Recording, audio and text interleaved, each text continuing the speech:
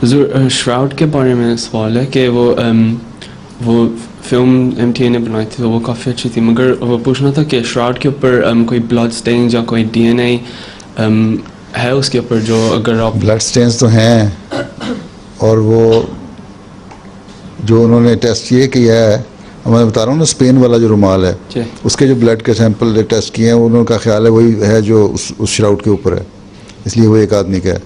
बाकी DNA test के मतलब अगर किसी ये पता लगे किस शख्स का है, वो तो उस वक्त तक नहीं पता लग सकता जब तक ईसा की कब्र खोल के तो वहाँ से ना कुछ निकाला जाए हैं, और वो किसी ने खोदने नहीं देनी।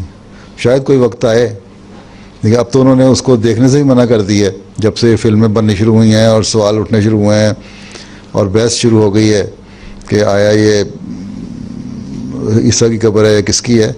उन्होंने फॉरेनर्स के लिए वहाँ जाना ही बंद कर दी है।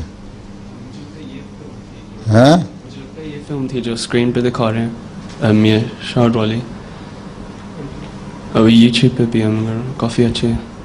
Hello about 75। हाँ तो खैर ये तो उसके है ना, इसकी बाइबल के कोटेशन है ना। और जो इसमें लिखा, इसमें भी जो ज़्यादा जो कपड़ा कल परसों ही आया वो उनकी रिपोर्ट स्पेन से भी, वो जो कपड़ा रुमाल है उसके ऊपर भी एलो और मेर की जो है ना, जिसको मोर कहते हैं उर्दू में, उसके ज़्यादा निशानात हैं।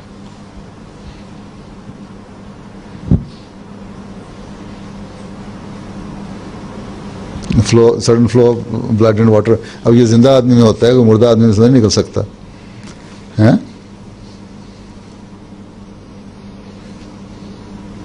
और ये जो निशान है, ये असल में जब आग लगी थी एक जगह जहाँ रखा हुआ था चर्च में, तो वहाँ जो उसके जो मेटल के या ब्रास के कुछ ऊपर थे कील और कुछ वो मेल्ट होकर जो पिघले के नीचे आए हैं ना, तो वो उसको सुराख कर गए कपड़े में, उसकी वजह से वो निशानबाज नज़र आ जाते हैं।